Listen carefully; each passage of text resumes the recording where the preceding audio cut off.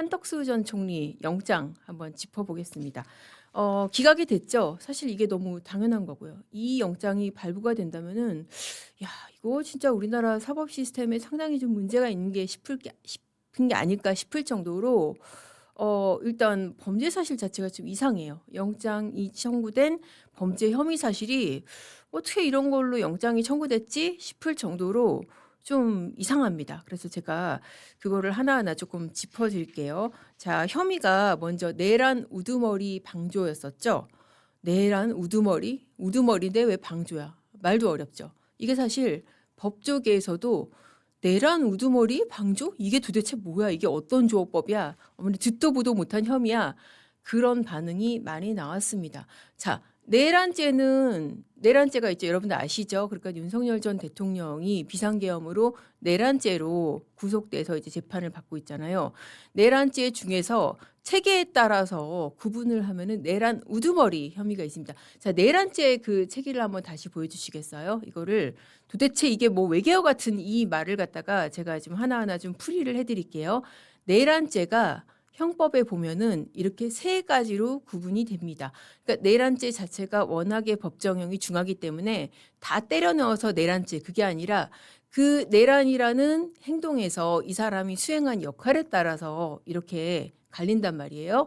그래서 내란 우두머리 법정형이 두 가지밖에 없습니다. 무시무시합니다. 사형 또는 무기징역. 그리고 내란 중요 임무 종사자. 그러니까 우두머리 정도는 아닌데 중요한 걸 했다는 거예요. 모의에 참여하거나 지휘하거나 이런 건데 사형, 무기, 5년 이상 징역. 그리고 내란 부하 수행이 있습니다. 부하 수행 말이 어렵죠. 이게 어디서 왔냐면은 부한해동. 여러분 부한해동 들어보셨죠? 그러니까 주도적으로 자기가 뭘 한 건 아니지만 그냥 언급결에 따라서 이 내란 행위에 동참을 했다는 거예요. 뭐 실행에 단순 가담을 하거나 뭐 동조하거나 폭동에만 가담을 하거나 5년 이하 징역입니다. 자, 내란죄 이렇게 세 종류가 있습니다. 그러면 만약에 특검 입장에서 한덕수 전 총리 정도의 영장을 청구하려면 이 중에 뭐가 돼야 될 것 같으세요? 자, 한번 퀴즈? 여러분 혹시 대답 주실지 모르겠는데 이 중에 어느 범죄가 그나마 조금 맞을 것 같으세요? 내란 중요 임무 종사. 이게 돼야 맞죠. 왜냐하면은 김영현 전 장관이라든지 지금 구속된 이상민 전 장관 이런 사람들이 중요 임무 종사로 들어왔거든요. 군인들이나 경찰도 마찬가지고. 그러면은 한덕수 전 총리도 일단 급으로 넣자면은 그게 맞는데 결론은 그게 안 됐던 거예요. 그러니까 중요 임무에 종사했다고 보기에는 너무 가담 정도가 약한 거죠. 그러니까는 내란 우두머리로 넣은 거예요. 그러면 한덕수 총리가 우두머리냐? 이것도 말도 안 되잖아요. 그러니까 우두머리 정범은 아니고 방조. 자, 다시 한번 그 내란 우두머리 방조 보여주시겠어요? 자, 방조는 뭐냐면은 방조죄라는 게 따로 있는 것은 아니고요. 이거 많이들 헷갈려 하시더라고요. 모든 범죄에 다 방조는 성립할 수가 있습니다. 살인 방조도 되고 절도 방조도 되고 폭행 방조도 되고 방조는 그야말로 옆에서 범죄를 할 수 있게 그 원래 정범이 범죄를 할 수 있게 도와준다는 거예요. 그럼 어떤 식으로 도와줬냐? 대통령이 비상계엄 선포했는데, 그러니까 비상계엄을 내란이라고 본 거죠. 비상계엄을 갖다가 안 막았다. 그리고 여기에다가 형식적인 정당성을 오히려 부여하려고 국무회의 소집을 건의했다. 그러니까 이 계엄이 굉장히 큰 내란 행위인데 이거를 총리가 됐으면 막아야지 이거를 갖다가 형식적으로 마치 적법한 것처럼 만들어주려고 국무회의 소집을 건의를 했다는 거예요. 자, 그런가요? 우리가 아는 한덕수 총리가 그런 사람일까요? 하는 굉장히 좀 의문이 있죠. 자, 두 번째 혐의 뭐냐면은 허위 공문서 작성 행사. 이거는 뭐냐면은 그 계엄 선포문이 있는데 이게 조금 형식상 결함이 있다는 거예요. 뭐냐면은 사인이 중요한 사람 사인이 두 개 들어가야 됩니다. 누구냐면은 총리하고 국방부 장관. 근데 애초에 만들었던 계엄 선포문에는 그 두 사람의 사인란이 빠졌다는 거죠. 그러니까는 이거를 사후에 보완을 하려고 총리하고 국방부 장관 사인란이 있는 문서를 별도로 만들었다는 거예요. 그리고 나서 이제 그 강우구 대통령 그 부속실장이 만들었고 이거를 갖다가 한덕수 총리가 나중에 만들고 나서 야 이거 나중에 이렇게 만들고 들통나면은 문제되니까 이거 폐기해. 이런 식으로 했다는 겁니다. 그리고 이거를 허위 공문서 작성 행사로 지금 집어넣은 거고 자, 또 다른 혐의는 그겁니다. 위증. 위증이 뭐냐면은 한덕수 총리가 그 윤석열 전 대통령 탄핵심판 증인으로 나왔잖아요. 증인으로 나와서 거짓말을 했다는 거예요. 어떤 거짓말을 했냐는 거냐면은 윤석열 전 대통령한테 내가 계엄 선포문 받은 거를 몰랐다. 계엄 끝날 때까지 몰랐다. 이걸 거짓말을 했다는 거예요. 이걸 왜 거짓말이라고 봤냐? CCTV에 계엄 선포문 검토하는 게 있다는 거죠. 그리고 그래서 이게 거짓말이라는 건데 이게 바로 한덕수 전 총리, 한나라의 총리를 2번씩이나 지낸 그리고 대선 후보로까지 출마까지 했었던 그런 한덕수 전 총리의 이 구속영장 사유입니다. 자, 여러분 어떠세요? 이거 가지고 한덕수 전 총리를 구속할 만한 사유가 될까요? 보면은 좀 애매하지 않으세요? 내란 우두머리 방조. 법조인들도 생전 처음 들어보는 이런 이상한 이 범죄 이 이름 조합에다가 허위 공문서? 아이고 뭐 나중에 뭐 무슨 문서 하나 만들었다고 이거 없애라고 했다고 이걸 구속해? 위증? 뭐 위증 그랬어요. 뭐 위증은 뭐 이게 거짓말일 수 있는데 그런다고 이거를 구속하지? 그런 생각 딱 드시잖아요. 그러니까 제가 이 영장 청구 사실 알려지고 나서 검찰 내부라든지 법조계 관계자들한테 이거 어때요? 이거 영장 나올 만할까요? 물어보니까 굉장히 법조 경력이 오래된 형사 전문으로 하시는 분들의 얘기가 양 기자 이거 나도 이거 아무리 읽어봐도 뭔 말인지 모르겠어. 그런 얘기를 하더라고요. 그래서 저도 사실 그런 느낌이 들었었거든요. 근데 저는 제가 그런 느낌이 든 거는 제가 이제 기자 일을 하고 실무를 안 해서 그런가? 그런 생각이 들었는데 그게 아니었어요. 그러니까 실무를 지금까지 수십 년 하시는 분들 입장에서도 도대체 이게 무슨 범죄지? 죄송합니다. 이게 무슨 잘못이지? 그런 생각이 들 정도로 이 영장 범죄 혐의가 상당히 좀 뭐랄까 억지스럽다는 거예요. 자, 뭘 하나하나 좀 짚어볼게요. 일단 내란 우두머리 방조 혐의. 자, 방조라는 게 제가 아까 뭐라 그랬어요? 그 정범. 그러니까는 범인의 행위를 옆에서 도와주는 거예요. 대표적인 게 뭐냐면은 도둑질했는데 망봐주는 거. 도둑질이 하려는 이 정범의 행위를 옆에서 망을 맞으면 어떻겠어요? 안심하고 도둑질을 할 수 있겠죠. 그런 식으로 범죄를 쉽게 할 수 있게 이 심리적으로 지지해주고 물질적으로 도와주는 거. 그리고 이제 범행 장소까지 어떤 사람을 태워주는 거. 이 사람이 누구를 죽이려 가는 거 알면서 어떤 사람을 태워주는 거. 이것도 살인 방조가 될 수 있거든요. 방조라는 게 그런 겁니다. 자, 제가 지금 얘기하는 거의 공통점이 뭐예요? 방조. 방조가 되려면 뭐가 돼야 돼요? 일단 정범이 성립을 해야 돼요. 그러니까 계엄이 내란이 돼야 됩니다. 계엄이 내란이 돼야 되고 방조라는 거를 실수로 할 수 있겠어요, 없겠어요? 안 되죠. 그러니까 이게 이 계엄이 있고 계엄을 이 사람이 하려는 걸 알고 있고 내가 거기에 동조해서 이 사람이 계엄이라는 내란 행위를 할 수 있게 도와주려는 그런 마음이었다는 게 그게 인정이 돼야 되는 거예요. 자, 중요한 건 뭐예요? 그러니까 대통령이 계엄 선포할 거 알고 계엄 선포하면은 군대를 갖다가 여기저기 기관에 보낼 거 알고 그걸 내가 도와줘야지 그런 마음이었어야 된다는 거예요. 상식적으로 그게 한덕수 전 총리한테 그런 마음이 있었겠어요? 여러분이 한덕수 전 총리라면은 뭐가 아쉬워서? 만약에 계엄 선포를 정말 사전에 알았으면은 한덕수 전 총리 물론 이제 뭐 여러 가지 이제 그 계속 늘공, 그러니까 계속 평생을 공무원으로 산 사람이라 뭐 결단성이나 과단성이 떨어진다고는 하지만은 적어도 계엄 선포 사실을 뭐 하루 전이라든지 미리 알았으면은 정말 무슨 수를 써서라도 저는 막았을 거라고 생각이 들어요. 근데 이거를 미리 알고 나서도 미리 알고 심지어 계엄 선포를 잘할 수 있게 계엄이 성공할 수 있게 도와준다?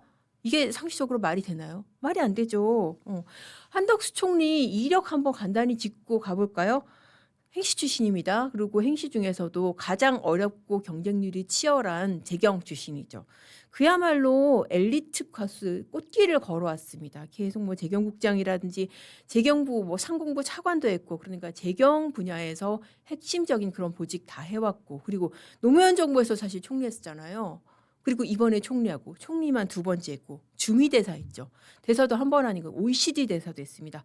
그러니까 이 사람의 공무원으로서의 경력을 쭉 모아보면은 이게 직함만 해도 진짜 뭐 10몇 개, 20몇 개 될 정도로 그것도 정말 남들이 평생 한 번이라도 이 자리 가봤으면 좋겠다. 그런 자리만 그렇게 수십 개 이를 정도로 어마어마한 경력을 걸어온 사람이 뭐가 아쉬워서 대통령의 계엄 선포, 그러니까 특검이 내란이라고 하는 계엄 선포를 미리 알고 이거를 도와준다? 상식적으로 말이 안 되잖아요.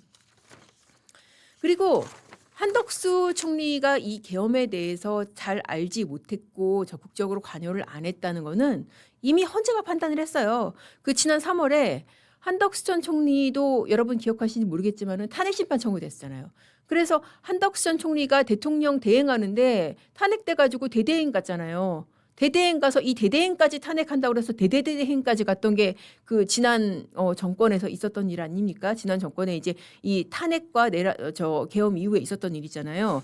그때 한덕수 탄핵 심판을 헌재가 기각하면서 뭐라고 했냐면은 자, 비상계엄 선포하기 전에 2시간 전 대통령으로부터 비상계엄 선포 계획을 들었다. 2시간 전에 알았으면 그거 어떻게 해요? 2시간 전에 알았으면 우리 어떤 선택을 할까요? 우리가 만약에 한덕수 총리다. 한번 이입해서 한번 생각을 해봅시다. 2시간 전에 내가 대통령이 계엄 선포할 거 알았어. 그러면은 몸으로 막는다. 바지가랑이 붙들고 막 아니되옵니다. 정말 뭐 나가려는 거를 갖다 문을 막고 그렇게 한다.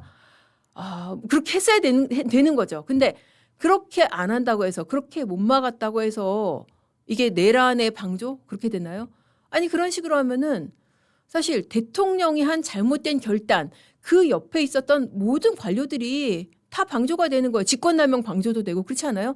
대통령이 처벌받으면은 그 옆에 있었던 회의 참석했던 관료들 다 처벌되는 거예요. 이런 논리라면은 그러니까 말이 안 되는 거죠. 자, 헌재가 이미 그렇게 판단을 했습니다. 대통령 2시간 전에 비상계엄 선포 계획을 듣게 됐고 그리고 그 이전부터 그러니까 2시간 전부터 이걸 알고 있었다는 그런 증거가 없다는 거예요. 그리고 그 국무회의 소집을 건의했다라고 특검이 했잖아요. 자, 그건 맞아.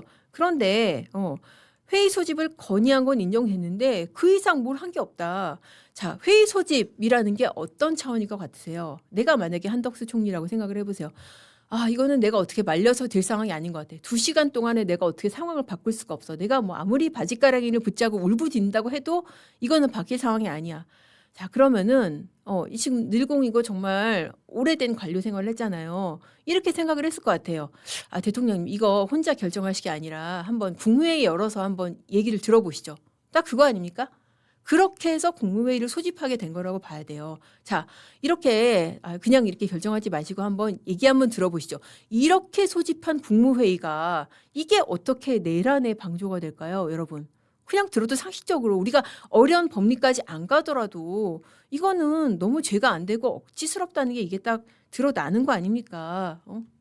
자, 이렇게 해서 헌재가 이미 결론을 내렸던 거예요. 그런데 지금 박지영 특검, 내란 특검에서 그렇게 얘기를 했었거든요. 헌재가 결론을 낸 이후에 우리가 새로운 사실을 발견했다.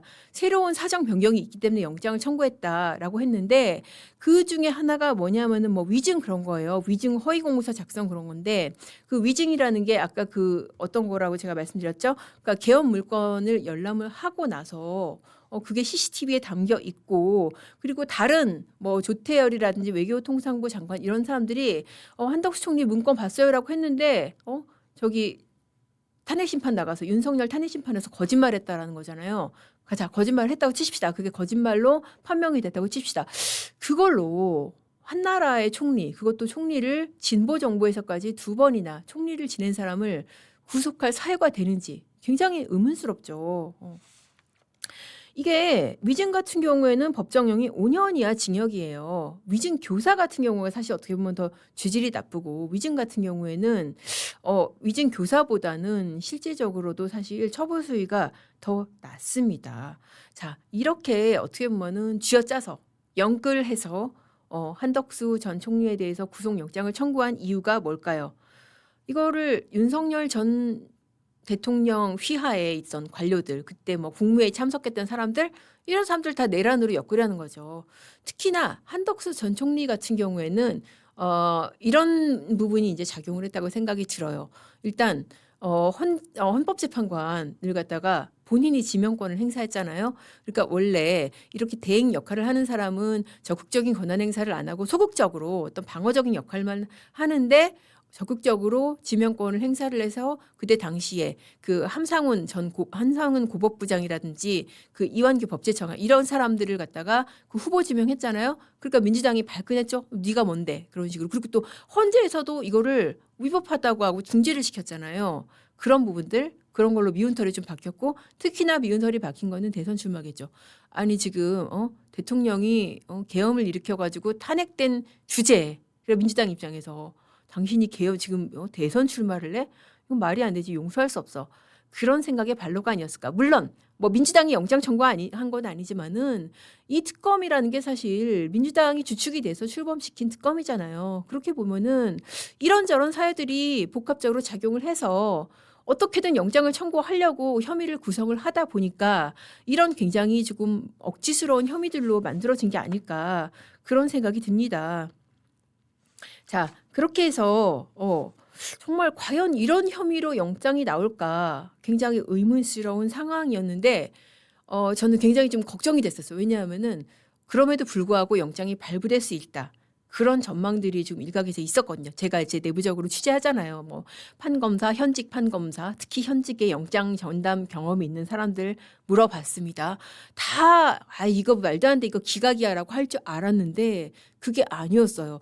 이거 잘하면 나올 수 있겠는데 그런 의견이 있었어요. 그래서 왜요? 그러니까 일단은 법률적으로는 억지스럽지만 혐의 구성이 안 될 것은 아니고 그리고 최근에 영장 나왔잖아. 영장 전담 판사가 지금 정재혁 영장 전담 부장판사인데 이 사람이 이상민 장관도 영장 내줬잖아. 그리고 김건희 여사도 영장 발부했잖아. 이런 일련의 계엄 관련 사건에 대해서 전직 대통령 관련 사건에 대해서 영장 발부했으면은 한덕수 총리도 모르는 거야. 그리고 뭐 저한테 이제 이 얘기를 들려준 사람이 그런 얘기도 하더라고요. 그리고 사실 정재혁 부장판사가 내가 알기로는 그렇게 막 어떤 그 여론의 압박이나 이런 데에 굉장히 굳세게 심지가 굳은 사람이 아니거든. 막 그런 얘기도 들었었거든요. 그래서 이거 혹시 영장 혹시라도 나오는 거 아니야? 그러니까 요즘에는 사실 같은 판사들조차도 같은 형사부 판사들조차도 이 사람이 이런 결정을 할 것이다. 이거를 사실 내다보기가 굉장히 어려울 정도로 사법의 불확실성이 좀 커졌죠. 자, 그랬는데 그 사이에 뭐가 생겼냐. 바로 여러분 다 아시다시피 트럼프. 저는 정말 이거는 한국의 사법의 역사, 적어도 이런 특검 국면에서의 이런 흐름을 크게 바꿀 수 있는 역사적인 전환점이라고 생각이 드는데 트럼프 대통령이 한국의 특검에 대해서 이 수사의 위법성에 대해서 논란이 되는 수사의 이 장면들에 대해서 직접 언급을 정말 깜짝 놀랄 장면이었었죠. 직접 회담에서 이재명 대통령 회담에서 직접 얘기를 했잖아요. 나는 정보당국들로부터 교회들에 대한 압수수색이 있다고 들었다. 김사춘님 제가 이제 댓글 한번 읽어드릴게요. 김상춘님 저도 구속될 줄 저도 사실 혹시라도 그런 걱정되는 마음이 많이 들었었습니다. 그래서 일단 저도 한번 그런 생각이었다는 걸 잠깐 짚고 넘어가고요. 그 25일 그 회담에서 그런 얘기를 했었죠. 나는 정보당국들로부터 교회들에 대한 압수수색이 있었다고 들었다. 그러면서 만약 그것이 사실이라면 매우 나쁜 일일 것이다. 이것뿐만 아니에요. 사실 회담 앞서서 행정명령 서명식에서도 그랬죠. 이번에도 교회 압수수색 이거를 정면으로 겨냥을 했습니다. 한국의 새 정부가 교회를 가혹하게 압수수색을 했고 주한미군 기지에 들어가서 정보를 취득했다고 들었다. 이야 이거 뭔가요? 정말 우리의 이 특검의 수사 상황을 정말 이 세계사의 흐름을 좌우하는 미국 대통령이 이렇게 자세하게 알고 있고 더군다나 우리가 앞서 비판했던 이 수사의 무리한 측면까지 이렇게 정확하게 지적을 했다는 거 아닙니까? 자, 미군 기지 정보 취득 같은 경우에는 그거 얘기한 거죠. 지난달 21일 그 내란 특검 오산 공군 기지 내에서 그 한국 그러니까 압수수색 대상은 미군이 아니고 한국인 것은 맞습니다. 한국 공군의 중앙 방공 통제소를 압수수색을 했죠. 왜? 그 평양에 무인기 보낸 거 이거 때문에 이 작전 전후로 공군에다가 협조 공문을 보냈는지 공군이 이 평양 무인기를 알고 있었는지 이거를 파악하기 위해서 이 문건을 찾기 위해서 압수수색을 했는데 문제는 이 구역이 한국군이 독자 관리하는 게 아니라 미군 기지잖아요. 그러니까 한국군과 미군이 같이 관리하는 건데 미군이 몰랐다는 거 아닙니까? 그러니까 미군도 나중에 사후에 알았다는 거예요. 그러니까 이거는 어쨌든 형식상으로는 모양상으로는 한국의 특검이 미군 기지를 압수수색했는데 이게 되는 거고 물론 그때 당시에 이제 특검이 열심히 변명하고 항변을 했습니다. 우리가 압수수색한 거는 미군 기지가 아니라 미군의 어떤 시설물이 아니라 한국군이 관리하는 이런 시설물들이다라고 뭐 그때 당시에도 강하게 어떤 그 수사의 정당성을 얘기를 했는데 근데 당시에도 비판이 많았어요. 아니 그렇다고 하더라도 설사 그렇다고 하면은 이거는 미군하고 협의를 할 수 있는 거 아니냐. 미군하고 협의를 해서 압수수색이란 형식 대신에 그냥 이미 제출 받을 수 있는 거 아니냐. 그런 비판 저도 했었고 많은 매체들이 지적을 했었잖아요. 그래서 저도 판일기에서 다뤄드렸고 해서 이 트럼프 대통령이 설마 그럴 리는 없겠지만 혹시 판일기를 봤나 막 그런 생각이 들더라고요. 교회 압수수색도 마찬가지로 이것도 굉장히 무리한 수사로 우리가 지적을 많이 했었잖아요. 지난달 18일 날 이제 순직해병, 이거는 이제 내란 특검은 아니고 순직해병 특검이 한 거죠. 김장환 극동방송 이사장 그리고 이영훈 그 여의도 순복음교회 담임 목사 압수수색을 했죠. 이것도 진짜 황당했어요. 아니 이 사람들이 일단 교계에 미치는 영향력이 어마어마한 사람들이고 그리고 법적으로 문제가 있는 거는 이 사람들이 피의자가 아니라는 것이죠. 그냥 참고인입니다. 사실 참고인 같은 경우에는 범죄의 의심을 받는 피의자가 아니잖아요. 그러니까 불러도 나갈 의무가 없습니다. 그런데 이런 사람들에 대해서 압수수색 영장이 나와서 압수수색까지 한 거예요. 도대체 왜? 그 사유도 좀 어떻게 보면 황당한 게 이 사람들이 임성근 사단장 있잖아요. 임성근 전 사단장이 김건희 여사라든지 이런 그 요로를 통해서 자기 구명 로비를 했다 뭐 그런 그 의심을 갖고 있잖아요. 특검이 그 구명 로비의 통로 중에 하나가 이 김장환 이사장 그리고 이제 이영훈 목사가 아니냐는 거예요. 왜 이렇게 의심을 했냐면은 이 사람들하고 임성근 전 사단장하고 통화 기록이 있다는 거죠. 아니 통화 기록 있으면은 이거 구명 로비한 건가요? 저도 사실 저도 되게 걱정되는 게 저도 사실 유력 인사들하고 여러분들이 이름 알만한 사람들하고 통화도 많이 하고 그렇잖아요. 근데 사실 주변에 기자가 있으면 아시는 분 아시겠지만은 저희도 통화만 시도만 해고 콜백도 못 받는 경우가 정말 허다합니다. 그 저희 전문 용어로 까인다 그러죠. 그런 경우 허다한데 이렇게 여기 통화 내역 있으면은 이거 압수수색 대상 되는 건지 이거 좀 너무 무리한 수사 아닌가 저도 그런 생각이 들었고 그렇게 말씀드렸는데 그러니까 당연히 여기서는 이거 종교자유 침해 아니야? 그런 비판이 나올 수밖에 없는데 이거를 다른 사람도 아니고 트럼프 대통령이 정면으로 지적을 한 거 얼마나 무시무시하겠어요. 특검 입장에서도 그렇고 그 자리에서 회담을 하고 있는 이재명 대통령도 아마 가슴이 철렁했을 겁니다. 이것뿐만 아니죠. 정상회담 전에도 우리 그 SNS 때문에 난리 났잖아요. 그 트루소셜, 그 트럼프 대통령 본인 SNS에 그 말을 썼죠. 대한민국에서 지금 무슨 일이 일어나고 있느냐. 숙청이나 혁명처럼 보인다. 그랬죠. 이게 일련의 상황들을 다 겨냥한 거 아닙니까? 이 윤석열 대통령 재구속하고 김건희 여사 구속하고 심지어 한덕수 총리까지 구속영장 청구하고 박성재 또 그런 일도 있어요. 박성재 전 장관, 심의정 전 총장까지 압수수색을 하고 이재명 대통령이 이제 화들짝 해가지고 그 자리에서 뭐 그런 얘기 했잖아요. 오산 공군기지 그 한국 공군시설 이거 수사 대상이다. 그러니까 미군이 아니라 오산 공군기지 한국 시설이 수사 대상이다. 그 특검에서 변명하고 그렇게 얘기를 한 거예요. 그러니까 트럼프 대통령이 뭐라 그랬어요? 오해가 있었다고 확신한다. 이 오해가 있었다고 확신한다. 이 발언 가지고 뭐 용산 대통령실에서는 이거 클리어 된 거다. 뭐 대통령이 오해라고 하지 않았냐라고 하는데 여러분 어떻게 보세요? 이거 진짜 이렇게 얘기해서 오해가 풀린 상황일까요? 저는 이거 아니라고 보는데 아니 트럼프 대통령이 이 정도로 수사 사항을 파악할 정도라면은 그때 당시 한국 특검이 뭐라고 했을지 저는 그것도 알고 있었을 거라는 생각이 들거든요. 압수수색 대상이 미군이 아니고 한국 공군이다. 이거 오해다. 라고 그때 구구절절히 특검이 그때도 얘기했었어요. 그것도 당연히 알고 있을 거라는 생각이 들고 그렇게 봤을 때 법조계 일각에서 그런 얘기를 하더라고요. 결국 트럼프 대통령이 이재명 대통령을 거의 손바닥 안에 놓고 있었던 거 아니냐. 이렇게 훅 들어간 거잖아요. 특검이 지금 뭐 교회도 압수수색하고 뭐 미군 기지도 압수수색하네. 그러니까는 이재명 대통령 아니라고 아니에요. 이게 미군을 압수수색한 게 아니라 한국 공군 기지를 압수수색한 거예요. 그러니까 트럼프 대통령이 그래? 내가 오해했네. 내가 오해했네. 그거지. 그래? 내가 오해했네. 미안해. 내가 오해했어. 이게 아니라는 거예요. 제가 느끼기엔 적어도. 그래서 그린피그님 말씀대로 저도 당연히 알고 있을 거라고 생각이 들어요. 자, 그렇게 해서 결국은 이렇게 정말 화들짝하는 상황에 대해서 특검이 가만히 있을 수가 없겠죠. 이거는 어떻게 보면은 국격이 달린 문제잖아요. 안 그래도 우리나라 요새 뭐 케이팝 데모넌터스까지 해가지고 한껏 뭐 국가 이미지 높아져 있고 뭐 전 세계인들이 뭐 우리나라 한국어는 뭐 표가 뭐 가격이 오를 정도로 국격이 높아져 있는 찰나에 지금 트럼프 대통령이 우리나라의 특검 수사 상황에 대해서 전면으로 얘기를 하면서 이거 문제 있다라고 하니까 이 특검이 어떤 특검입니까? 사실 민주당이 출범시킨 특검이잖아요. 깜짝 놀랐겠죠. 이거는 정말 대통령이 해외에 나가가지고 이렇게 미국 대통령하고 회담을 하는데 이게 정면으로 문제가 지적된다. 사실 저도 정말 깜짝 놀랐거든요. 이게 단순히 우리나라의 정치 상황도 아니고 이렇게 수사 상황을 얘기를 한다는 건 정말 유례없는 일이잖아요. 박지영 특검보가 바로 다음날 브리핑을 하면서 뭐라고 했냐? 저희도 새벽에 눈을 뜨고 검색하다가 가짜 뉴스인 줄 알고 워낙 페이크 뉴스가 많아서 저희가 미국 대통령이 언급할 거라고 상상을 못했기 때문에 그런 얘기를 했어요. 자, 상상 못했겠죠. 이걸 누가 상상을 했겠어요.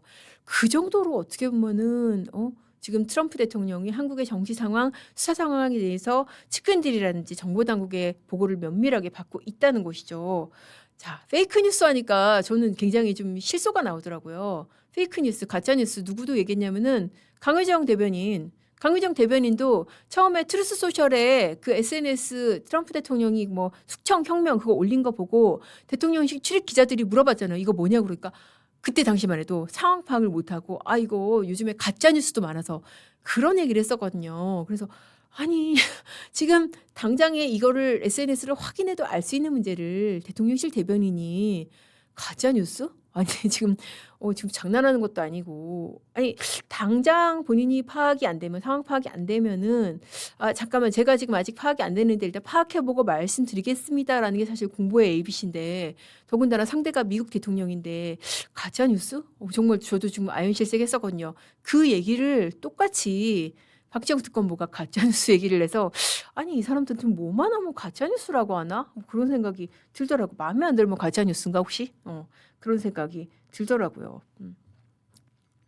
자, 이게 사실 트럼프 대통령이 그러면은 왜 그렇게 교회 압수수색이나 이런 공군기지 압수수색을 언급을 했는지 그 배경을 한번 제가 좀 찾아봤어요. 취재를 해보니까 사실 트럼프 대통령 같은 경우에는 그 암살 시도가 있었잖아요. 암살 시도에서 살아남은 그 쳐드는 그 사진 있잖아요. 여러분들 기억하시죠? 이렇게 얼굴에 피 흘리면서 손 쳐드는 그 사진 한 장으로 정말 미국 대선은 끝났다고 할 정도로 그런 정말 기록적인 장면.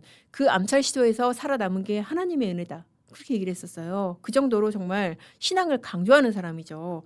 뿐만 아닙니다. 그 트럼프 주니어 장남이죠. 한국을 찾아서 2번이나 어디를 갔냐. 바로 여의도 순복음교회. 여의도 순복음교회를 작년 4월 그리고 작년 8월 2번이나 갔고요. 그냥 간 것뿐만이 아니라 8월 같은 경우에는 어떻게 했냐. 그 이영훈 담임 목사한테 아버지를 위해 기도해줘서 감사하다. 그렇게까지 하고 뭐 신앙 간증까지 했어요. 이 정도 관계가 되는 그런 사람들인데 이거를 갖다가 몰랐을까요? 그러니까 이게 어떻게 보면은 이 트럼프 대통령의 주변 인사들 굉장히 트럼프 대통령한테 많은 영향을 끼치고 트럼프 대통령한테 중요한 정보를 전달하는 사람들인데 저는 이 민주당 정부가 그런 사람들을 굉장히 좀 습관적으로 무시해왔다. 애써 좀 외면하고 소홀해왔다. 거기에서 비롯된 이런 사고라는 생각이 듭니다. 그 주한미군기지 압수수색 같은 경우에는 이제 군 관련된 거니까 지금 트럼프 대통령 말대로 지금 정보당국 통해서 알았을 수도 있고 또 그 마가진영에 상당히 영향 끼친 사람 많아요. 고든창 변호사 같은 경우에도 한국의 반미 대통령이 워싱턴에 온다 이렇게 기고도 했어요. 또 한국의 애국자들이 또 이 사람이 한덕수를 정면으로 언급을 했었어요. 한덕수 총리를 지켜야 된다 그렇게 얘기를 했었어요. 지금 그 의회 전문 매체에 그렇게 기고도 했었고 또 이제 그 트럼프 정부의 영향력이 큰 것으로 알려진 인플루언서도 로라 루머라는 사람도 대선 직후에 뭐 그런 얘기를 했죠. 공산주의자들이 한국을 접수해서 승리다. 그런 말까지 했고요. 자, 또 그리고 오늘 아침에 나온 뉴스인데 이 뉴스도 한번 짚고 가실게요. 전 연방 하원의장 깅그리치 이 사람이 이재명 정부가 정치 종교에 대한 전면적 탄압 숨막힐 지경이다라고 최근에 그 기고를 했었습니다. 정치 종교에 대한 전면적인 탄압 그래서 all out assault 그렇게 썼네요. 숨막힐 지경이다. 그러면서 이 사람이 어느 정도 이 영향력이 있는 거물이었냐면은 11선이에요. 공화당 하원 의원이고 1995년, 99년까지 연방의전 서열 3위인 하원의장을 지냈었죠. 그리고 트럼프 멘토 중에 한 명이고 2016년 대선 앞두고 이제 러닝메이트까지 거론됐던 사람인데 27일 날 워싱턴 타임즈에 기고한 글에서 그런 얘기를 했었습니다. 물론 이제 워싱턴 타임즈 그리고 이제 이 깅그리치라는 사람의 배경이 어떤 통일교가 있다는 것은 제가 하나 말씀드리는데 아무튼 이 정도로 미국의 정말 빅 스피커들이 이 심각성에 대해서 얘기를 했다는 거 한번 짚고 넘어가야 될 것 같고요. 그래서 당연한 결과 법원의 영장은 기각이 됐는데 이거를 한번 짚고 넘어가야 될 것 같아요. 기각 사유가 유례없이 깁니다. 자, 중요한 사실관계 및 피해자의 일련의 행적에 대한 법적인 평가와 관련해서 다툴 여지가 있다. 이게 뭐겠어요? 그러니까 국무회의 소집 건의가 이게 방조가 되는지 그리고 소집 과정에서 어떤 역할을 했는지 봐야 된다는 거죠. 자, 이것도 짚었습니다. 본건 혐의에 대해서 현재까지 확보한 증거, 수사 진행 경과, 피해자의 현재 지위 등에 비춰서 방어권 행사 차원을 넘어서 증거인멸의 우려가 있다고 보기 어렵다. 아니 압수수색 다 했고 피의자 신문했고 그리고 대한민국 총리를 2번이나 지냈는데 이거로 뭐 증거인멸 우려 있겠냐라는 것이고 또 이 얘기도 했습니다. 피의자의 연령, 경력, 주거와 가족관계, 수사 절차에서 피의자의 출석 상황, 진술 태도 이런 거를 종합하면은 도주 우려 있다고도 보기 어렵다. 자, 나이가 76세입니다. 총리를 2번이나 지냈어요. 그리고 검찰에 오라고 하면 오고 가라고 하면 갔어요. 그 진술 거부도 안 했어요. 그런데 이게 뭐 도주 우려 있겠냐. 자, 어떻습니까? 이게 전부 다 법원이 한꺼번에 기자단에 내놓은 기각 사유입니다. 굉장히 저는 최근에 나온 기각 사유는 상당히 좀 길다는 생각이 들었어요. 그 정도로 어떻게 보면은 이 특검의 수사 이번에 영장 청구가 법원에 의해서 상당히 저는 질타를 받은 게 아닐까 그런 생각이 들었습니다. 자, 법원이 그동안에는 어떻게 보면 특히 압수수색 영장 같은 경우에는 영장 자판기 얘기를 들을 정도로 영장이 좀 잘 나왔었어요. 특히 특검 수사 같은 경우에. 그런데 기각 같은 경우에는 뭐 예정된 결과라고는 하지만은 왜 이렇게 자세한 이런 수사에 대한 뭐 어떤 문제점까지 지적을 하면서 뭐 수사에 대한 문제점은 정면 지적은 아니더라도 어쨌든 영장 청구 자체가 이게 말이 안 된다. 그런 뉘앙스로 읽혀지지 않으세요? 왜 그렇게까지 했느냐. 저는 이번에 트럼프 대통령의 이 발언이라든지 특검 수사에 대한 지적이 상당히 영향이 있었다고 생각이 듭니다. 자, 왜 그러냐면은 교회 압수수색이나 지금 미군 기지 압수수색 이게 특검이 하려고 해서 할 수 있는 게 아니에요. 뭐가 있어야 되냐? 법원에 영장이 있어야 되잖아요. 그러니까 특검이 아무리 무리한 수사를 하려고 해도 법원이 도와주지 않으면 못해요. 근데 이거를 영장에다 내준 거예요, 법원이. 사실 어떻게 보면은 법원이 이런 무리한 수사에 대해서는 영장을 기각하는 식으로 통제를 해야 되는데 이걸 안 했던 거죠. 자, 그렇게 영장을 다 내주고 압수수색 하다 보니까 지금 어떻게 됐어요, 결국. 지금 대통령이 뭐 관세 협상에서 우리가 정말 다 내줄 거 다 내주고 뭐 겨우 얻어낸 그 한미 회담이라고 하잖아요. 한미 회담에서 정말 힘들게 갔는데 그렇게 특검 수사에 대한 지적을 정면으로 받을 정도로 어떻게 보면은 좀 나라 망신스러운 그런 상황이 생긴 거잖아요. 그렇게 봤을 때 특검뿐만 아니라 저는 법원에서도 상당히 보고 느끼는 게 많았을 거라는 생각이 들어요. 우리가 이렇게 수사 통제를 안 하면은 이렇게 국제적으로 망신스러운 상황이 펼쳐질 수도 있겠다. 판사들이 뉴스를 안 보고 안 듣고 절에 들어가서 생활하지 않는 한 적어도 그런 생각 하지 않았을까요? 저는 그런 생각이 듭니다. 물론 이제 트럼프가 이렇게 얘기해서 영장을 꺾었다. 그건 아니지만은 최소한 자기네들이 내주는 영장의 의미를 다시 한번 생각해주는 그런 계기는 분명히 됐다. 이거 특검 수사 통제 안 하면은 이거 문제 되겠다. 그런 계기는 분명히 됐을 거라는 생각이 듭니다.